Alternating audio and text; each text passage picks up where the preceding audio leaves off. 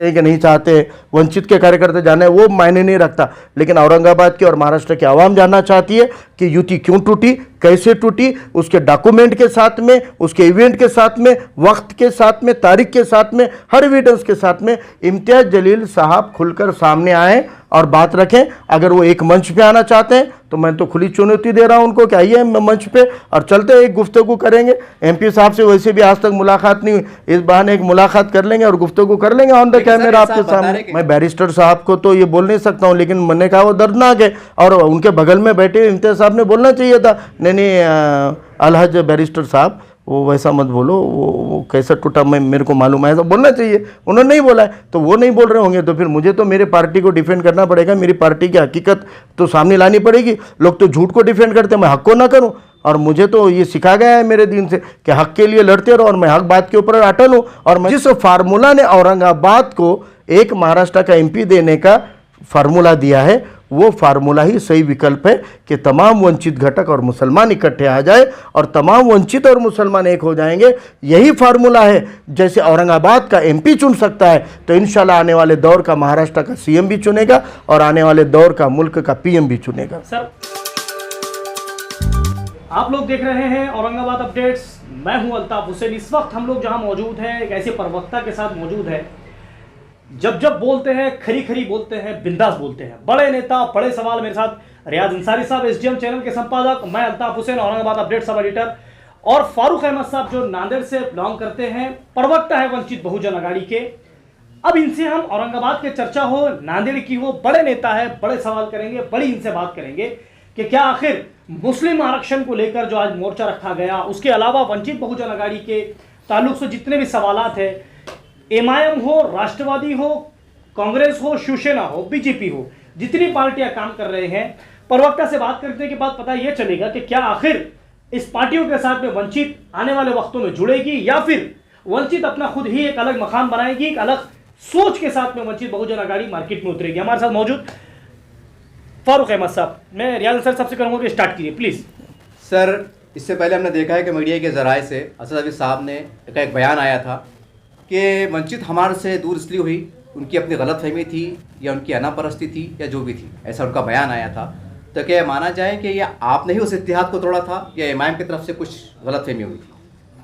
नहीं, अगर ऐसा बयान आया है तो मुझे लगता है कि ये बड़ा अफसोसनाक बयान है, दर्दनाक है, क्योंकि यह जो मामला था, ये जो युति थी, ये महज दो पार्टियों के बीच में युति नहीं थी, एक दो बड़े ऐसे तबकों के बीच में थी, दो बड़े ऐसे समाज के बीच में थी, जिन समाजों को हुकूमत से, सत्ता से, हर मौके से, हर संधि से, हर अपॉर्चुनिटी से वंचित कर दिया गया।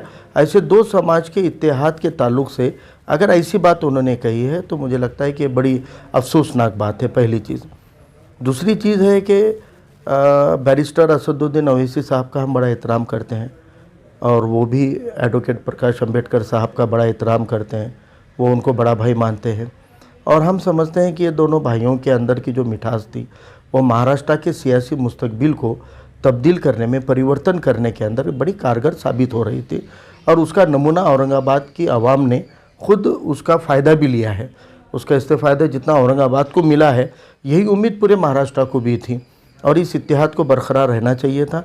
लेकिन जैसा आपने कहा कि उनकी तरफ से या एमआईएम की तरफ से ये इल्ज़ाम है कि वो इत्तेहाद को हमने तोड़ा है, तो मुझे लगता है कि जब भी बैरिस्टर असदुद्दीन ओवैसी साहब ने ये बयान दिया होगा, उनके अगल या बगल में एमपी इम्तियाज जलील भी होंगे ना, अगल बगल में। अगर अगल बगल में इम्तियाज जलील साहब थे तो मीडिया ने उनसे पूछना चाहिए था कि ये इत्तेहाद टूटा क्यों और कैसे टूटा है। मैं यहाँ तक कहता हूँ कि उन्होंने अब तक जितनी भी बातें एक तरफ़ा औरंगाबाद के आवाम को बताई है इत्तेहाद टूटने को लेकर, वो एक तरफ़ा है और एक तरफ़ा बयान जो होता है वो अपने आप को बचाकर हर कोई करता है और हम भी कोई इल्ज़ाम वगैरह पे नहीं जाना चाहते थे, इसलिए हमने, लेकिन हम अभी इम्तियाज़ साहब से ये सवाल पूछना चाहते हैं कि उन्होंने आवाम को ये हकीकत बयां करनी चाहिए कि क्यों टूटा है इत्तेहाद, और अगर वो अपना एक तरफ़ा नहीं करना चाहते हैं तो हम उनको बिल्कुल चैलेंज करते हैं कि आए हमारे साथ मंच में बैठे और वंचित बहुजन आघाड़ी की तरफ से मैं इस सवाल का सामना करने के लिए अल्हम्दुलिल्लाह मैं तैयार हूँ और मैं उनको खुली चुनौती देता हूँ कि आए बैठे हम इस बात का जवाब देंगे। वंचित कह रही हैं कि हमारी तरफ से नहीं टूटा है, तो क्या आखिर ऐसा हो सकता है कि वंचित अगर जाकर फिर से एमआईएम से अगर मिलती है, जैसे कि आप कह रहे हैं कि एमआईएम आना चाहिए, एमआईएम कहती है कि वंचित आना चाहिए, तो क्या आने वाले वक्तों में ऐसा है कि आप किसी पार्टी के साथ में आप गठबंधन करेंगे सर? देखिए, कोई भी एक जब मामला हो जाता है और बात टूटे हुए रिश्तों को जोड़ने की आती है, तो इसमें एक इंसाफ का तकाजा होता है कि जो पहले निकल कर जाता है उसने ही पहल करनी चाहिए वापसी की। ये तो इंसाफ का तकाजा है। तो हम ये बात बिल्कुल साबित कर सकते हैं, और ये साबित है कि पहली डिक्लेरेशन कि हम वंचित बहुजन आघाड़ी से बाहर हुए, ऐसी इम्तियाज़ जलील साहब के उस एमपी पोस्ट के लेटर पैड पे से दी गई, जो एमपी पोस्ट उनको वंचित और एमआईएम के इत्तेहाद से मिली थी। वही लेटर पैड के ऊपर डिक्लेरेशन हुआ, और विदाउट डायलॉग कि हम वंचित से बाहर आ रहे हैं, ऐसी कोई इंटीमेशन ना आली जनाब प्रकाश अंबेडकर साहब को, ना पार्टी के किसी जिम्मेदार को दी गई। और एक तरफा उन्होंने एक लेटर इशू किया और शाम में एक मीटिंग ली और अगले दिन प्रेस कॉन्फ्रेंस लेके अनाउंस किया कि हम वंचित से बाहर हो गए हैं। तो इसलिए हमारा ये कहना है कि इंसाफ का तकाजा क्या है कि जिन्होंने रिश्ते को तोड़ने में पहल की थी, वो रिश्ते को जोड़ने में पहल करे। बावजूद उसके मैं औरंगाबाद की आवाम को ये बात याद दिलाऊं कि ये इत्तेहाद टूट गया था ना, विधानसभा के चुनाव ख़त्म हो गए, उसके एक साल बाद जब बिहार के इलेक्शन आए थे, बिहार इलेक्शन में आली जनाब प्रकाश अंबेडकर साहब ने एक वीडियो अपील किए थे, और वो वीडियो अपील किए थे बैरिस्टर असदुद्दीन अवैसी साहब के नाम से, और कहा था कि हमने जो विधानसभा में ख्वाब देखा वो किन्हीं वजह से पूरा नहीं हो पाया। लेकिन चलिए, बिहार एक ऐसी जगह है जहां तमाम वंचित तबके और माइनॉरिटी एक साथ आते हैं, तो इनकी आबादी 40% होती है, और हम 40% आबादी बीजेपी को रोकने के लिए बिहार में कारगर साबित हो सकते हैं।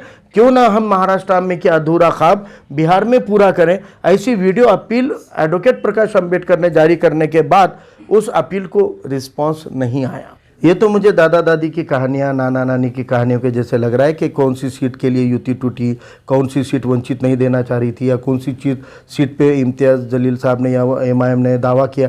ऐसी कोई बातें नहीं थी। कुल सीटों को लेकर बंटवारे का मामला था, उसमें 100 सीटें मांगी गई थी, और वो 100 सीटें देने के मांगने के पीछे क्या क्या नज़रिया है वो इम्तियाज़ साहब को पता। लेकिन वंचित बहुजन आघाड़ी ने एमआईएम को साथ में लेने का जो बेसिक रीज़न था, वो मुसलमानों का पॉलिटिकलाइजेशन होना चाहिए। मुसलमानों के जो मौके, जो अपॉर्चुनिटी छीन ली गई है, सियासी मुस्तकबिल को छीन लिया गया है, वो उनको लौटाने के लिए क्या, और जो नीयत बाड़ा साहब की एमआईएम को साथ लेने की थी, वो नीयत का फल औरंगाबाद की आवाम भुगत रही है।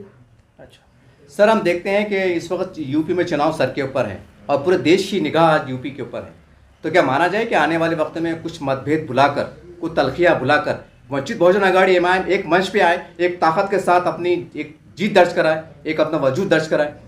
देखिए, जब तक कोई भी पार्टी के लीडर्स को ये इस बात की कदर नहीं होती है कि कौन से तबके के साथ में हमको मुस्तकबिल बन सकता है, सियासी मुस्तकबिल, तो वो पार्टी के लीडरशिप को वो कोशिशें करनी पड़ती है। एडवोकेट प्रकाश अंबेडकर साहब ने इनिशिएटिव का हाथ आगे बढ़ाकर एमआईएम को साथ में भी लिया। लोकसभा में हमारी एक भी सीट नहीं है, एमआईएम की सीट आई, बावजूद उसके विधानसभा में हमने डायलॉग में रखा था, लेकिन डायलॉग तोड़कर निकल गए। अब मुझे लगता है कि बाड़ा साहब ने बिहार इलेक्शन में पहल की थी, अब बैरिस्टर साहब ने अपने तौर पे पहल करे, आवाम की तवक्को है, और इंशाल्लाह इसको चलेगा। वो पहल करे, वो कहते हैं कि वो पहल करे, तो आखिर कब तक चलेगा? क्योंकि ऐसे देखिए, मुझे सबसे पहले तो मुझे क्या लगता है, देखिए मैं क्या बोलता हूँ कि कोई भी पार्टी जो खड़ी होती है ना, वो अपने खुद के दम पर खड़ी होती है। किसी पार्टी के दम पर कोई पार्टी नहीं चलती है।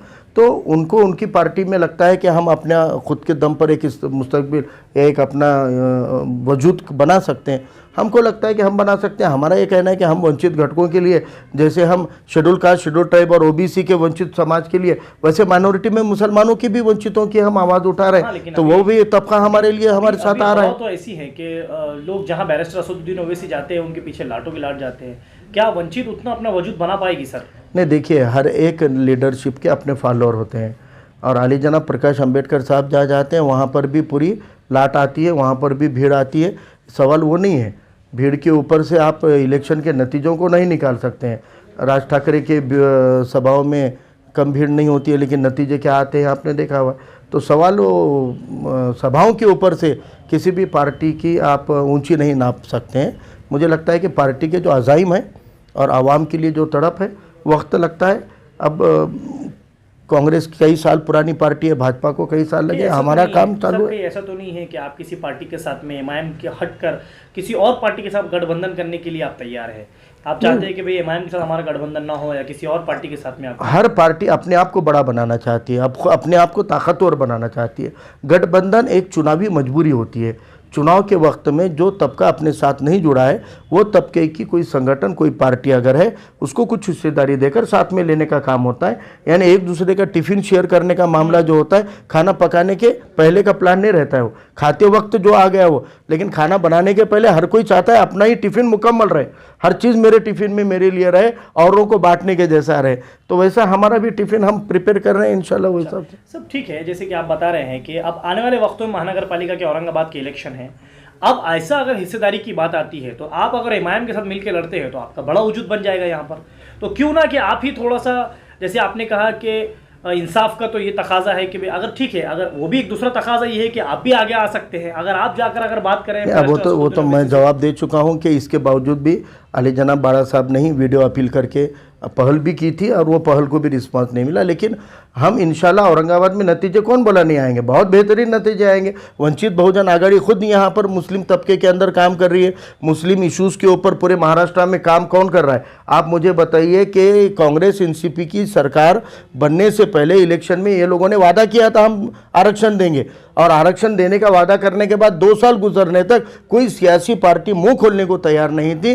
30 जून को अली जनाब प्रकाश अंबेडकर साहब ने ऐलान किया 5 जुलाई के अधिवेशन पर पहला मोर्चा मुस्लिम आरक्षण पर। 2019 के इलेक्शन के बाद अगर मुस्लिम आरक्षण के ऊपर पहला मोर्चा अगर किसी ने निकाला है तो वो वंचित बहुजन आघाड़ी ने निकाला है। आज मुसलमानों के अक़ीदे का जो तहफ़्फ़ुज़ है या मुसलमानों के नबी करीम सल्लल्लाहु अलैहि वसल्लम के शान में गुस्ताखी करने वालों के खिलाफ में एक्शन लेने के लिए भी अगर किसी ने पहल की है तो 17 जून 2021 को अली जनाब प्रकाश अंबेडकर साहब ने एक कानून का ड्राफ्ट बना कर दिया हुकूमत को। कहा कि जो भी अगर नबी करीम सल्लल्लाहु अलैहि वसल्लम की शान में गुस्ताखी करेगा, ऐसे गुस्ताख को कड़ी से कड़ी सज़ा मिलने के लिए आज कोई कानून नहीं है। आज एक कानून ऐसा नहीं है जिसके तहत किसी को आप पीसीआर ले सको। आज 295 आईपीसी की धारा के तहत मामला दर्ज होता है जिसका पुलिस स्टेशन में बेल मिल जाता है। जब भीड़ जमती है, जब तनाव बनता है, तब वो भी अरेस्ट करते हैं, और वो भी भीड़ चली गई रात में छोड़ देते हैं घर पे उसको। तो हम चाहते हैं कि गुस्ताख रसूल की इतनी सख्त सज़ा हो, ऐसा कानून जिसकी 7 साल की सज़ा का प्रोविज़न हो, और उसको एक बार अरेस्ट हो गई तो महीनों तक बेल नहीं मिलनी चाहिए। एट्रोसिटी के जैसे कड़क कानून का ड्राफ्ट अली जनाब प्रकाश अंबेडकर साहब ने मुख्यमंत्री को दिया। असेंबली में आमदार कपिल पाटिल ने उसको सबमिट किया हुआ है, और उसको लेकर हमने 5 जुलाई को मोर्चा निकाला। उसके अलावा हमने 2 महीने पहले औरंगाबाद के अंदर और महाराष्ट्र के मुख्तलिफ ज़िलों के अंदर बड़े एहतजाज किए, और आज की तारीख में भी हमने उसी बिल को लेकर और 5% रिजर्वेशन के साथ अन्य मांगों को लेकर काम किया है। हम इंतज़ार नहीं कर रहे हैं कि कोई पार्टी मुसलमानों के लिए लड़ेगी। हमारी जिम्मेदारी कबूल करके हम आगे बढ़ें और हम लड़ रहे हैं, और इंशाल्लाह आवाम को भी ये कदर होगी। आवाम लड़ने वालों की कदर करती है। कांग्रेस ने मुसलमानों को किनारे कर दिया था, मजलिस ने आवाज़ उठाई थी, मजलिस को मौके मिले, बल्दिया में भी मौके मिले, विधानसभा में भी मिले, पार्लियामेंट में भी मिले। हम भी मुसलसल कोशिश कर रहे हैं। इंशाल्लाह हमारे साथ भी आवाम आएगी, और वंचित खुद मुसलमानों को साथ लेकर मुस्तकबिल की सियासत में, जैसे हमने लोकसभा में रिजल्ट दिया, आने वाले हर चुनाव के अंदर हम मुसलमानों की नुमाइंदगी को इंशाल्लाह बढ़ाएंगे। सर, मैं एक बार फिर यूपी चुनाव पे आ जाता हूँ, और सभी दावा कर रहे हैं, सबकी कोशिश है कि इख्तियार से मरकज़ के अंदर बीजेपी को दूर रखा जाए। तो क्या ये सर मुमकिन है सर कि Congress, BSP, Samajwadi party, MIM, या आप एक सेकुलरिज्म के नाम पर एक जगह आए क्योंकि हमें बीजेपी को दूर करना है? क्या मुमकिन है सर कि ये इत्तेहाद हो पाएगा एक देश की हित में? भाजपा को बड़ा कराने वाली भी तो कांग्रेस ही है, और उसी कांग्रेस को लेकर भाजपा को छोटे कैसे कर सकते हैं? भाजपा कांग्रेस की फेल पॉलिसी, सेक्युलरिज्म का ढकोसला, और कांग्रेस की खुद की जो मूल्य है, वैल्यूज़ है, उसको ही कांग्रेस ने कुचल दिया। इसलिए तो भाजपा बढ़ गई ना, और उन्होंने एक भाजपा की बढ़त को हथियार बनाया कांग्रेस ने। मुसलमानों को और संविधान प्रेमियों को भाजपा से डरा कर वोट लेने का इनको सिस्टम मिल गया, इसलिए कांग्रेस ने बीजेपी की बढ़त को नहीं रोका है। कौन सी पार्टी सही है? अगर कांग्रेस सही नहीं है, आप दूसरे पार्टियां, शिवसेना सही नहीं है, बीजेपी सही, तो पार्टी कौन सी? राष्ट्रवादी देखो, सही है? बीजेपी और राष्ट्रवादी शिवसेना को आप सही मानते होंगे, मैं तो सही मानता ही नहीं। और मुझे भी उम्मीद है कि इस मुल्क से मोहब्बत करने वाला कौन सी पार्टी कोई सही भी है? नागरिक सेना और भाजपा को तो सही मानता ही नहीं है। कौन सी और पार्टी कांग्रेस एनसीपी ने सेना बीजेपी को बड़ा बनाया है, तो इसीलिए विकल्प क्यों आए, क्यों वंचित बहुजन आघाड़ी की निर्मित करनी पड़ी, सभी वंचितों को क्यों लेना पड़ा? इनके काम करने के तरीके से सभी घटक धीरे धीरे सत्ता के बाहर फेंके गए। उन घटकों को फिर से सत्ता में लाने के लिए एडवोकेट प्रकाश अंबेडकर साहब ने आगे रहनुमाई के लिए कदम बढ़ाया और तमाम तबकों को जोड़कर हम आगे बढ़ रहे हैं। सब जिस तरीके से आपने एक बार फिर इलेक्शन, विधानसभा के इलेक्शन में आपने एक हाथ बढ़ाया था, पूर्व से आपको उम्मीदवार नहीं दिया था औरंगाबाद शहर के अंदर, शायद आपको याद है सर इस बात, वहां पर आपने उम्मीदवारी नहीं देते हुए सर, फिर क्या आखिर अब हम ये देखेंगे कि आने वाले वक्तों में आप ही फिर एक बार अपने आप को आगे बढ़ाकर जो है वो करेंगे कि आप आगे बढ़कर काम करेंगे सर? आप साहब मुझे एक बात बताइए, दोस्ती और मोहब्बत जो होती है ना, दो तरफा होनी चाहिए, एक तरफा नहीं होती है। और आपने अभी इतनी बातें कही है, हर मामले में मैं आपको साबित कर रहा हूं कि पहल हमने ही की है। उसी तरह पूर्व में हमने कैंडिडेट नहीं दिया। अली जनाब प्रकाश अंबेडकर साहब ने मजलिस इत्तेहादुल मुस्लिमीन के डॉक्टर गफ्फार कादरी साहब को एक वादा किया था कि भाई हम आपके यहाँ पर सपोर्ट में रहेंगे, और युति टूट भी गई तो अली जनाब प्रकाश अंबेडकर साहब ने अपने अल्फाज की कीमत को बरकरार रखा और उनके खिलाफ कैंडिडेट नहीं दिया। मजलिस ने आज तक पहल की ऐसी, दोस्ती का बदला दोस्ती होना चाहिए, मोहब्बत का बदला मोहब्बत होना चाहिए, एक तरफा ताल्लुकात नहीं टिकते हैं। लेकिन साहब उसके अलावा कहीं ऐसा भी तो नहीं बोला गया ना कि भाई प्रकाश अंबेडकर साहब के बारे में हर वक्त जब भी बैरिस्टर असदुद्दीन ओवैसी कहते हैं, वो अपने बड़े भाई तो वंचित ने किसी ने कहा क्या उनके बारे में? बैरिस्टर ओवैसी साहब के बारे में तो बड़े एहतराम से बात होती है। वंचित के कार्यकर्ता आज भी बैरिस्टर असदुद्दीन ओवैसी साहब के यौम पैदाइश के ऊपर आप बढ़ चढ़कर पोस्ट लिखते हैं, तो उनका एहतराम कहीं कम नहीं किया हमने। तो आप उन्होंने एहतराम देते हैं, इसका मतलब हमने कभी उनके शान में गुस्ताखी थोड़ी की है। नहीं, आपने फिर तो की है, लेकिन सर तो फिर आपका सवाल ही गलत है, आधार ही गलत है। रिस्पेक्ट देने से पार्टियों के ताल्लुकात का क्या ताल्लुक है? रिस्पेक्ट की बात नहीं है, वो तो एक अपने अखलाक है कि हम किसी अच्छे आदमी की, ये भी तो देखा जाता है कि आप उसके अलावा आप शिवसेना के ऊपर आप निशाना दाद रहे हैं, बीजेपी को गलत बोल रहे हैं, है ही गलत हो, है ही गलत हो। सर फिर क्या आपको राष्ट्रवादी अच्छी लगती है? फिर राष्ट्रवादी से क्यों आप गठबंधन नहीं कर रहे? आज एनसीपी और कांग्रेस तो है कि एक ही माँ बेटे पिल्लू थे, वो उनके बारे में अलग करने का ही नहीं, वो तो जोड़ी है उनकी। अच्छा, और ये दोनों जोड़ी ही नाकाम कर रही है ना। ये जोड़ी ने ही मुसलमानों को, माइनॉरिटीज़ को सियासत से बाहर किया, उनको नौकरियों में बेरोजगारी, खुद उनके ही 70 साल की हुकूमत में क्या बदहाली है, उनके ही बनाए वाले सच्चर कमेटी ने पूरी रिपोर्ट दे दी ना, एक्सरे रिपोर्ट सामने ही है, कितना उन्होंने जुल्म किया हुआ है। उन्होंने जुल्म नहीं किया होता तो क्यों मुसलमानों को विकल्प ढूंढने पड़ते? ये कांग्रेस एनसीपी की नाकामयाबी है कि आज मुसलमान एक मुतबादिल की तरफ बढ़ रहा है। सर हम देख रहे हैं मुल्क की सतह पर जिस तरह से एक हिंदुत्व का नारा लग रहे हैं, एक उनका दायरेकार बढ़ रहे हैं, तो क्या आपको लगता है सर कि मुल्क की एक बड़ी अक्सरियत जो हिंदू है वो हिंदुत्व की तरफ जा रही है, सेकुलरिज्म कमज़ोर हो रहा है? क्या आपको लगता है सर कि ऐसा हो रहा है? देखिए अब हो रहा है सर, इसका जिम्मेदार कौन है? आप मुझे बताइए कि औरंगाबाद के अंदर कंटिन्यूसली लोकसभा की सीट चुन के आती थी और हम ये समझते थे कि हिंदू जो है वो एक होकर बीजेपी या सेना की सीट चुनकर लाता है, या सेना बीजेपी युति की सीट चुनकर लाता है। लेकिन एक बार हमने एक मुतबादिल खड़ा किया था। आप बताइए, इम्तियाज़ जलील साहब को हिंदुओं के वोट नहीं मिले? इम्तियाज़ जलील साहब को गैर मुस्लिम के वोट नहीं मिले? मिले हैं। क्यों मिले हैं? वंचित के साथ आने से मिले हैं। हम सही ताकतों के साथ नहीं जा रहे हैं। मुल्क के मुसलमानों को दो हिंदुओं में का फर्क जानना पड़ेगा। एक हिंदू है जो हिंदू राष्ट्र की मांग करता है, लेकिन एक हिंदू ऐसा है जो यहाँ सेक्युलरिज्म टिकाना चाहता है, संविधान टिकाना चाहता है, भाईचारा टिकाना चाहता है। वो हिंदू इम्तियाज़ जलील को वोट कर सकता है अली जनाब प्रकाश अंबेडकर साहब के अपील पर। वो हिंदू आपके पास आके खड़ा रहने को तैयार है, आप उसके साथ जाने को तैयार नहीं हो। आपने तमाम हिंदुओं को एक जैसा मानकर किनारे लगा दिया। अरे अकेले के दम पर माइनॉरिटी और अक़लियतें अपने दम पर पार्लियामेंट और असेंबली की सीटें चुनकर नहीं ला सकती है। हमको ये चीज समझनी पड़ेगी। अगर ये आज भी हम नहीं समझेंगे, उन हिंदुओं को, उन ओबीसी को, उन एससी और एसटी को साथ नहीं लेंगे जो आपके साथ आने को तैयार है, आपको रहनुमा बनाने को तैयार है, आपको चुनकर लाने के लिए तैयार है, आपके साथ चुन के आने को तैयार है। आप उनके साथ क्यों नहीं जा रहे? हमारी गलती हो रही है। हमको आप थोड़े से एक ब्रॉडर सेंस में आकर काम करने की जरूरत है। जो औरंगाबाद का नतीजा था वो महाराष्ट्र में कम से कम 30 मुसलमान यहां से एमएलए बनकर चुनकर आ सकते हैं और कम से कम 4 से 5 एमपी महाराष्ट्र में चुन के आ सकते हैं। लेकिन वो सेक्युलर हिंदू के साथ हम जाने वाले हैं कि नहीं, ये सवाल आज हमको पूछना पड़ेगा। आपने कहा कि एक अकेला अपने वजूद नहीं खड़ा कर सकता, आप वंचित क्या आपको लगता है वंचित अकेले है ही नहीं। वंचित अकेली कौम नहीं है। वंचित के अंदर शेड्यूल कास्ट के अंदर भी मुख्तलिफ जातियां हैं, वो सारी जातियां वंचित के साथ है। शेड्यूल ट्राइब आदिवासी एक अलग आद्य धर्म है, वो साथ में, माइक्रो ओबीसी हमारे साथ में, धनगर हमारे साथ में, तो हम अकेला सवाल आप समझ नहीं, आपका सवाल भाई अकेली कौम बोले ना आपने। आप जिस तरीके से कह रहे हैं कि एक अकेले के दम पर पार्टी नहीं चल सकती, अकेले समाज के दम पर, एक कौम के दम पर। वंचित बहुजन अगर एक कौम की पार्टी नहीं है, मुख्तलिफ कौमों की पार्टी है। इतनी बड़ी पार्टी है नहीं, क्यों नहीं? मुस्लिम समाज के वोट की जब हम क्यों बात नहीं करते है? हैं, 42 लाख वोट लिए हमने, विधानसभा में भी हमने लाखों वोट लिए, 20-22 लाख के ऊपर वोट लिए हमने। मुस्लिम समाज की जब बात होती है तो वो एमआईएम की तरफ ध्यान जाता है। क्यों जाता है? आपका जाता है, मीडिया लेकर जाती है, आवाम नहीं ले जाती। मुझे बताइए, औरंगाबाद के अंदर नबी करीम सल्लल्लाहु अलैहि वसल्लम के बेरुमदी के खिलाफ कानून हो या 5% का रिजर्वेशन हो, यहाँ पर किसान बाग का आंदोलन हो, यहाँ पे अल्हम्दुलिल्लाह औरंगाबाद के मुसलमानों ने बड़ी तायद की हमको। आपने कवरेज किया है ना, कितनी सैकड़ों की तादाद में औरंगाबाद की आवाम उसके अंदर शिरकत करती है, आवाम वंचित के साथ भी खड़ी रह रही है। तो आपकी गलतफहमी है कि मुसलमान खुद वंचित के साथ खड़ा हुआ है। आप ये कह रहे हैं कि अगर एक अकेले के दम पर यह पार्टी नहीं चल सकती, सारे लोगों को साथ में लेकर चलना पड़ेगा, या पार्टी को बढ़ाना अगर उस तरीके से सभी समाज तबकों को लेना पड़ेगा, तो हम ले रहे हैं ना मुसलमानों को साथ। सर एक बात फिर आकर सवाल वहीं पर आकर रुकता है कि क्या वंचित अपने दम पर अकेले इलेक्शन लड़कर उतना अपने आप को पावरफुल कर पाएगी? सर आपको किसी ना किसी के साथ जाना ही पड़ेगा। बिल्कुल कर पाएगी। या फिर सर इसमें ये होगा, वंचित ने अपनी ताकत का मुजाहरा कर दिया है, इसमें फिर बीजेपी को फायदा हो रहा है? बिल्कुल नहीं होता है। समझे कि आप सब मिलकर बीजेपी का फायदा कर रहे हैं। तो ये सवाल कांग्रेस से क्यों नहीं पूछते हो? आज तक कांग्रेस ने यहाँ विधानसभा लड़ाई थी, हर बार शिवसेना ही चुनकर आती थी,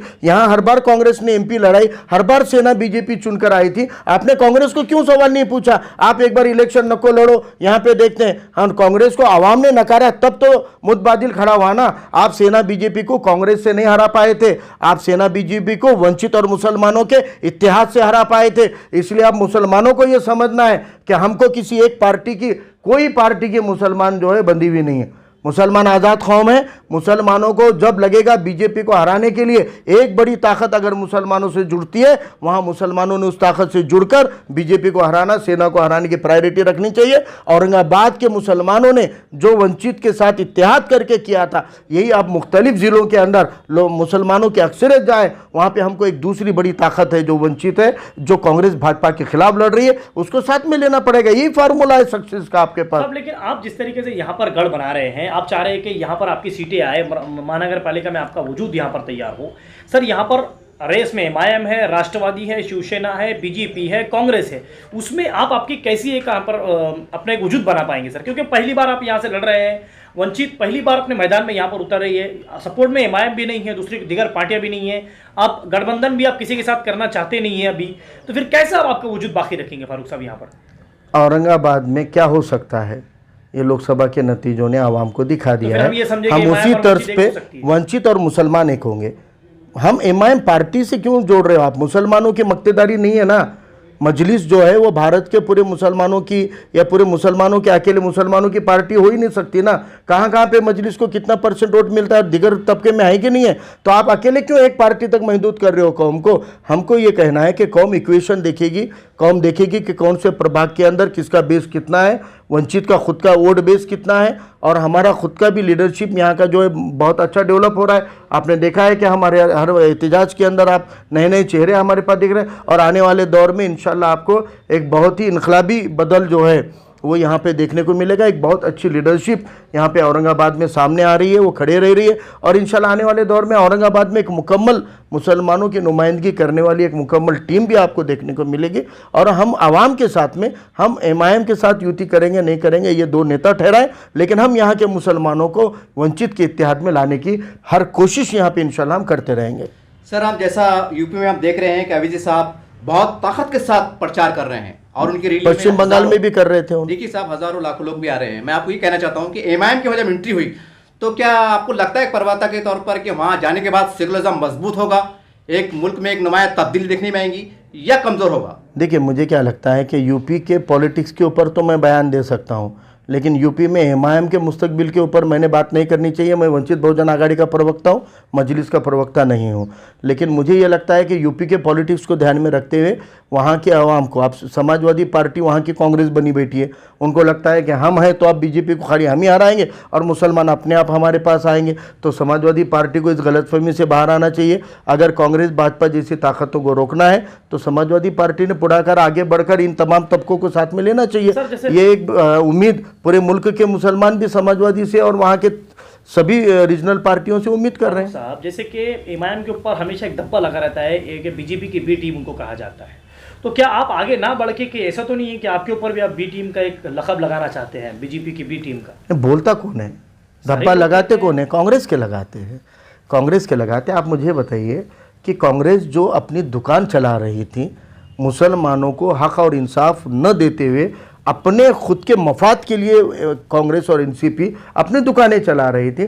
जब आवाम को बेदार करने का काम मुख्तलिफ पार्टियां सामने आके कर रही है, उनकी दुकान बंद होती नज़र आ रही है, तो फिर तकलीफ तो होगी ना यार उनको। आप चिमटी भी लोगे और उनको रोने का हक भी नहीं दोगे तो कांग्रेस का रोना है बी टीम। अच्छा। लेकिन हम इससे पहले भी बोले, अभी भी बोल रहे हैं कि ये तो काले कानून थे किसानों के, इसकी मिसाल ले लीजिए। इन काले कानून के खिलाफ में शरद पवार ने और कांग्रेस ने राज्यसभा में वॉकआउट नहीं किया होता तो ये 3 काले कानून पास नहीं होते, लेकिन इन्होंने वॉकआउट करके मदद की थी। अब वो काले कानून रद्द होने के बाद सबसे पहले कौन रोया? बीजेपी का नेता नहीं रोया, शरद पवार रोए आकर कि ये गलत हो गया। वो कानून में थोड़े से तरमीम करनी थी लेकिन उसको पूरी तरह से रिवोक करने का फैसला गलत है, ये शरद पवार रो रहे हैं आके। तो फिर शरद पवार और मोदी के जो ताल्लुकात है वो खुले हैं। तो बी टीम तो वो है, शरद पवार है, कांग्रेस है।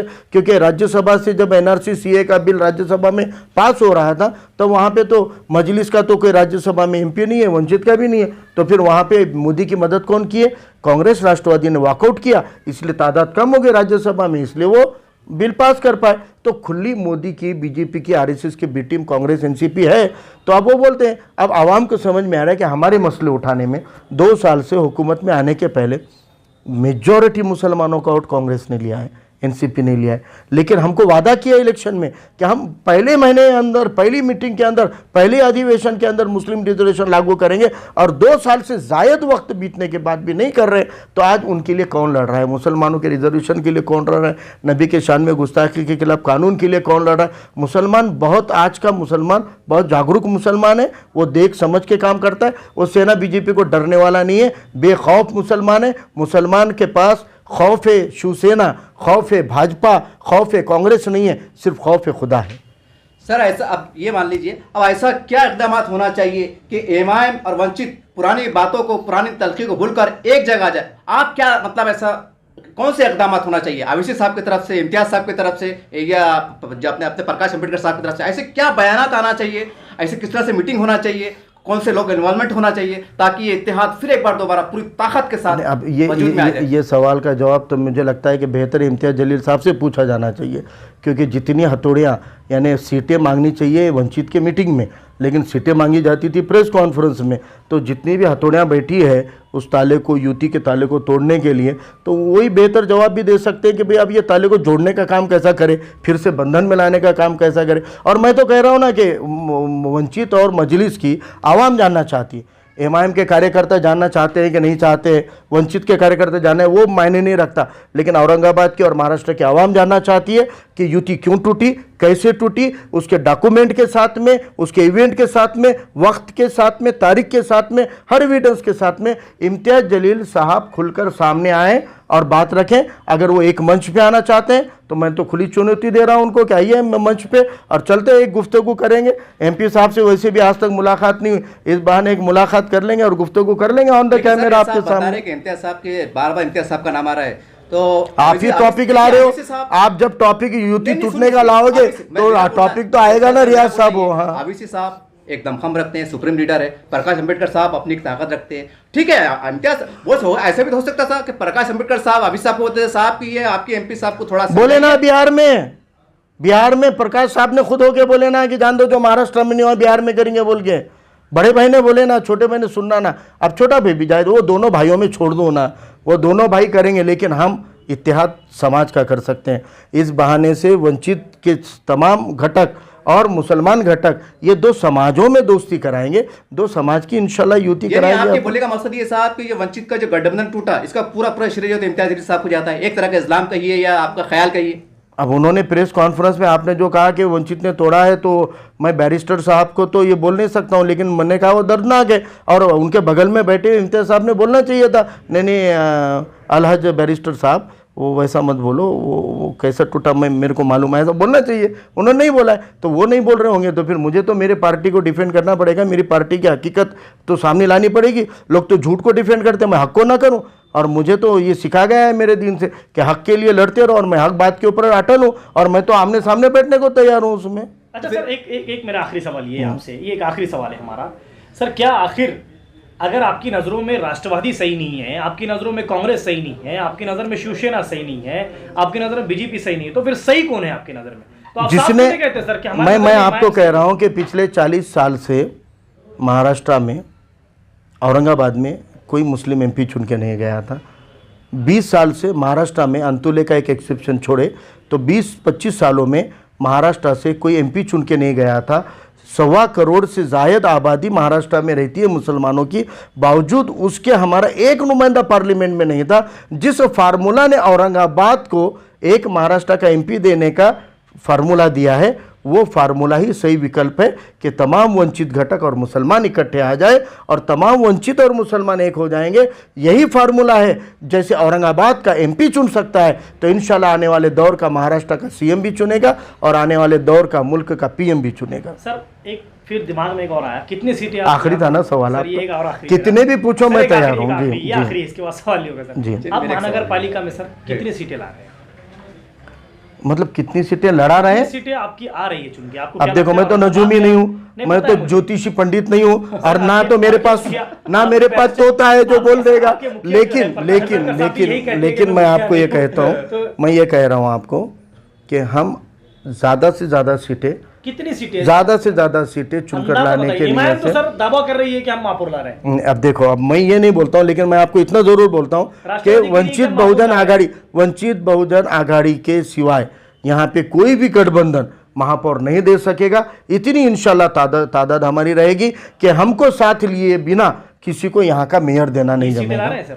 नहीं, मैं आंकड़ा नहीं बोलूंगा, आंकड़ों का खेल जो होता है मटका कहलाता है, और मैं जुए से बहुत परहेज करता हूँ। सर मेरे भी एक जमान में जहन में एक सवाल आया कि हमारे में सर्वे है, हम भी गली गली घूमते हैं, बस्ते बस्ते घूमते हैं। आज भी एक जनता की ख्वाहिश है, दलित समाज हो, आदिवासी समाज हो, मुस्लिम समाज हो, ये आप जैसा पहले एक जगह थी, इत्तेहाद था, एकता था, ये आप हो जाए, तो आप ऐसा कुछ तलखियां, फिर मैं एक बार कह रहा हूं कि कुछ तलखियां भुलाकर, पुरानी यादें भुलाकर कि चलिए जो हो गया तो सो गया, चलिए इमाम और वंचित हम गले मिल जाते हैं, फिर हम भाई भाई बन जाते हैं, या आपकी तरफ से एक बड़ा दिल होके हम बड़ा दिल बोल के तमाम वंचित समाज अब बाहें फैलाकर तमाम अखिलेती मुसलमानों को कह रहा है कि सियासी पार्टियों के इत्तेहाद को किनारे रखो, आओ एक कौम बोलकर हम भाई बने, एक कौम, एक समाज बोलकर, एक घटक बोलकर हम भाईचारा लाएं, हम एक बनेंगे, एक ताकत बनेंगे तमाम पसमानदा तबके। मैं आखिरी में आपके सवाल को एक बेहतरीन जवाब देता हूं कि जब मक्का के खिलाफ की लड़ाई का मुआहदा हुआ, एग्रीमेंट हो गया था कि कोई लड़ाई नहीं होगी, तो आप मुझे बताइए उस बाद में, उस वक्फे में क्या किया? नबी करीम सल्लल्लाहु अलैहि वसल्लम ने तमाम सहाबियों को कहा कि जितने भी आतराफ में पिछड़े तबके हैं, जितने भी पसमानदा लोग हैं, जितने भी आदिवासी कबीले हैं, जाओ और उनके हक की लड़ाई लड़ो। जब हम पसमानदा तबकों के साथ मिल गए, उनकी लड़ाइयाँ लड़ने लग गए, उनको साथ में लेने लग गए, तो तमाम पसमानदा तबके और तमाम मुसलमान जब एक साथ आ गए थे, तो उनका इतना बड़ा झुंड, इतनी बड़ी ताकत खड़ी हो गई कि मक्का को लड़े बगैर हमने फतेह किया। फतेह मक्का की यह तारीख है कि पसमानदा तबकों के साथ ईमान वाले खड़े हो जाएंगे तो वो इख्तिदार में आएंगे, वो पावर में आएंगे, और इसलिए हमको पिछड़े तबकों के साथ जाना पड़ेगा। हमको नबी करीम सल्लल्लाहु अलैहि वसल्लम के सुन्नतों पर भी अमल करना पड़ेगा, और हमको औरंगाबाद के फार्मूले को ध्यान में रखे तमाम समाज को जोड़ने का इत्तेहाद भी करना पड़ेगा। ये थे हमारे फारूक अहमद साहब, जो खुद एक रिपोर्टर भी रह चुके हैं। मुझे बड़े खुशी होती है, जो प्रवक्ता अगर अच्छे हो तो बड़ी अच्छे लगता है कि उन लोगों के साथ में बात करने के बाद में बड़ा मजा आता है। साफ अल्फाजों में बात कर ये चीज पता चली है फारूक अहमद साहब से कि क्या इमाम और वंचित का गठबंधन होना आज भी उतनी बड़ी बात नहीं है। गठबंधन होने के लिए वंचित कल भी तैयार थी, इनका कहना है। वंचित आज भी तैयार है और वंचित हमेशा तैयार रहेगी। जिस तरीके से उन्होंने कहा कि राष्ट्रवादी कांग्रेस हो या शिवसेना हो या बीजेपी हो, इनका एक वादा किया गया था, तीनों सरकार जब मिलकर सरकार बना रहे थे, इन्होंने वादा किया था कि मुस्लिम को जल्द से जल्द ये लोग जो है आरक्षण देंगे। आखिर क्या वजह है कि उन लोगों ने आज तक मुस्लिम को आरक्षण नहीं दिया? अब प्रकाश अंबेडकर साहब ये हर वक्त ये कोशिश करते रह रहे हैं कि मुस्लिम को जल्द से जल्द जो है जितने जल्दी हो सके आरक्षण मिले। प्रॉफिट मोहम्मद सल्लल्लाहु अलैहि वसल्लम की शान में जो गुस्ताखी हुई उसके लिए एक लॉ पास किया जाए, उसके लिए फारूक अहमद साहब से बात हुई। पूरी बात करने के बाद में सबसे बड़ी बात ये पता चली कि फारूक अहमद साहब का खुला चैलेंज है कि जब भी चाहे, जो चाहे, जहां चाहे आप तारीख फिक्स करें, उनके लिए बात करने के लिए तैयार रहेंगे, आगे आएंगे और वंचित की तरफ से अपना जो है पूरी तरह परचम लाने की कोशिश करेंगे। कैमरामैन अफजल अंसारी के साथ मैं अल्ताफ हुसैन, आप लोग देख रहे हैं औरंगाबाद अपडेट्स।